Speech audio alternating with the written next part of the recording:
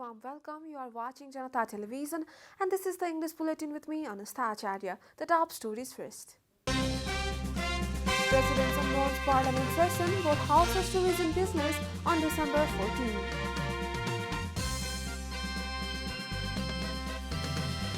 RTP Unity General Convention on the way, leaders discuss, reports presented by party chairman. Ruling Alliance advises Chief Justice to assign deputy. CJ Rana remains hospitalized due to COVID-19. Russia warns of returning to military confrontation, denies it is preparing to attack Ukraine. And Cristiano Ronaldo scores twice in key win against Arsenal. The Portuguese forward passes 800 goals in Red Devils victory.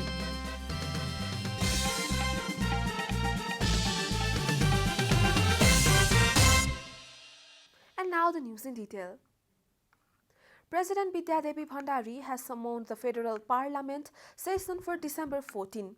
Issuing a press statement yesterday, the Office of the President said that the Federal Parliament session was called for December 14 at the recommendation of the Council of Ministers. Spokesperson at the Office of the President, Sagar Acharya, stated that the session of both the lower and upper houses have been called for 2 p.m. at the Parliament building in New Baneshwar as per the Article 93(1) of the Constitution of Nepal. The General Convention of Rashtriya Prajatantra Party yesterday held discussions on the social report presented by Chairperson Pasupati Shamsher Rana during the closed session under. Representatives elected for the National Convention across the country took part in the discussions. RPP leader Bhuvan Thapa said that discussion was also held on economic report of another chair Prakash Chandra Lohani as well as political report of Chair Kamal Thapa. The Unity Convention of RPP will pass the amended statute and elect a new leadership. Leader Sundar Pandey shared that 4,700 representatives from across the nation are participating in the General Convention.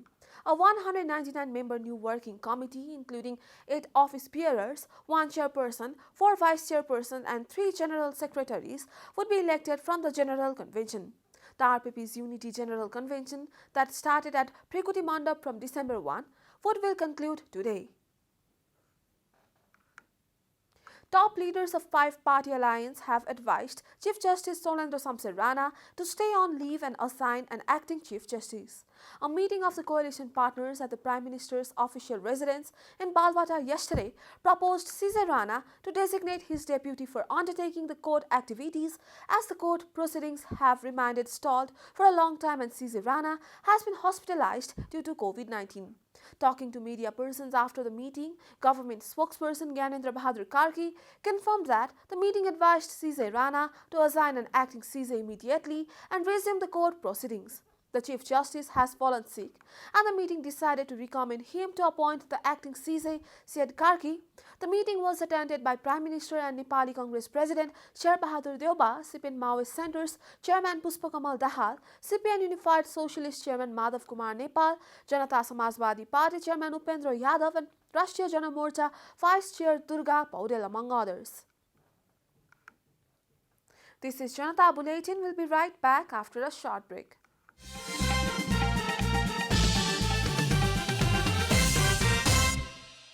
Welcome back after the break. We continue with other national news. The government has confirmed 350 new cases of coronavirus infection and 6 infections-related deaths.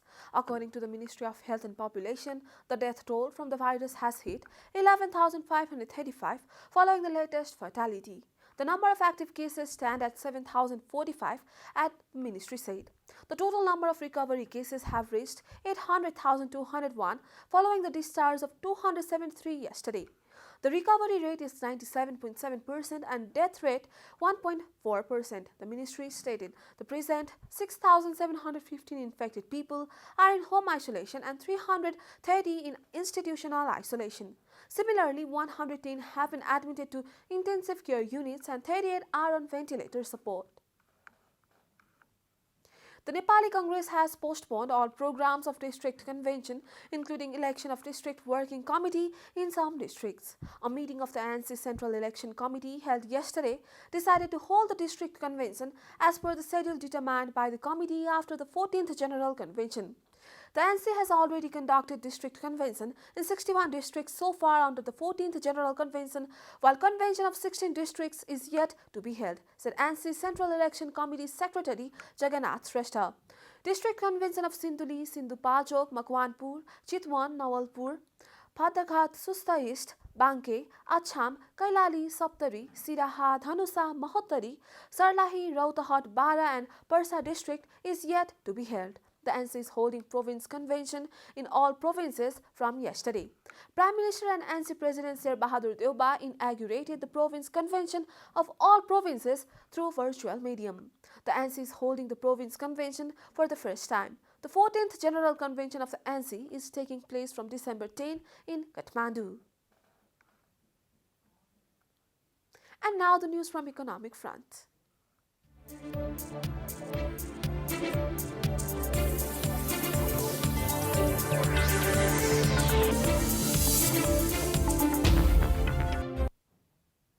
The government has forwarded a special plan for upgrading power system of hill districts in Karnali and Sudar Paschim provinces. A report.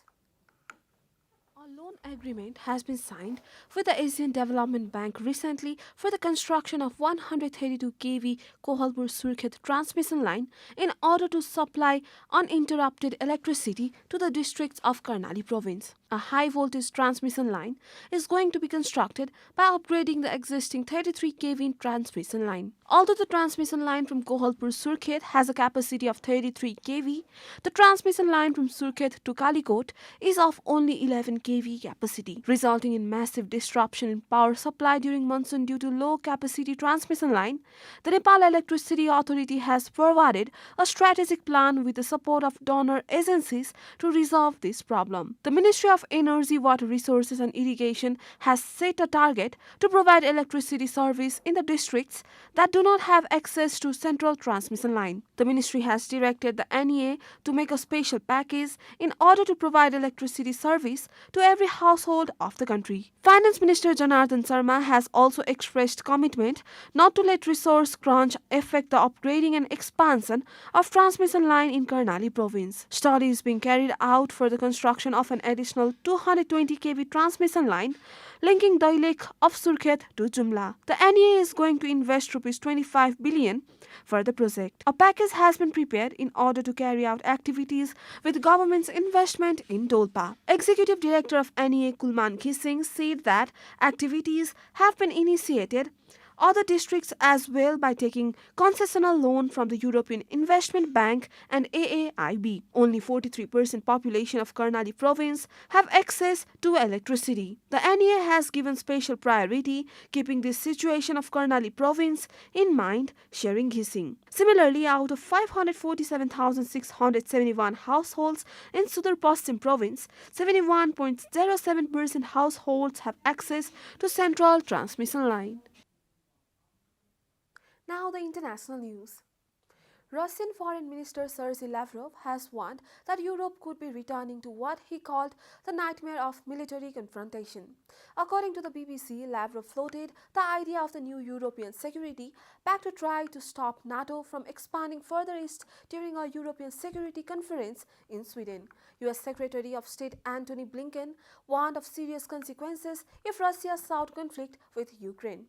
The meeting comes as Russia boasts its military near Ukraine's border. Ukraine says Russia has amassed more than 90,000 troops there. Moscow denies it preparing an attack on Ukraine and accuses Kiev of its own military build-up. As tensions rise, Russia said on Thursday it had arrested 3 suspected Ukrainian security service agents. One of the 3 was accused of planning a terrorist attack, while the other 2 had been seeking to gather intelligence, Russia's Federal Security Service said. You are watching Janata Bulletin, and now the latest from the world of sports.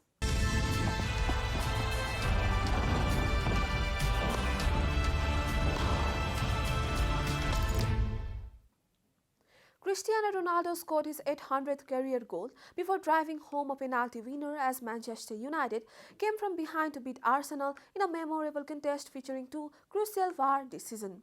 As new United interim boss Ralf Rangnick watched from the director's box, where former England captain David Beckham also enjoyed a thrilling encounter, Arsenal scored first in controversial circumstances. Emma Smith-Rowe drove home from the edge of the area while United keeper David De Gea was lying on the ground, seemingly injured with his back to play. The inevitable VAR check concluded De Gea had fallen after bumping into and being trodden on by his own teammate Fred, and referee Martin Atkinson gave the goal. Bruno Fernandes levelled when he finished off an intricate move involving Jadon Sancho and Fred a minute before the break, setting off the pulsating second half that followed. Ronaldo put United ahead as he swept home Marcus Rashford's cross, but Martin Odegaard made it 2-2 with a well-taken equaliser. Then came the second big VAR decision as Atkinson gave United a penalty after reviewing Odegaard's challenge on Fred on a pitch-side monitor, and Ronaldo kept his nerve to score. We are at the end of Janata Bulletin and the headlines once again. Parliament session both houses to resume business on December 14. RPP Unity General Convention on the way, leader discuss reports presented by party chairman. Ruling Alliance advises Chief Justice to assign deputy, says Rana remains hospitalized due to COVID-19. Russia wants a return to military confrontation, denies it is preparing to attack Ukraine. And Cristiano Ronaldo scores twice in evening against Arsenal. The Portuguese forward surpasses 800 goals in Red Devils victory.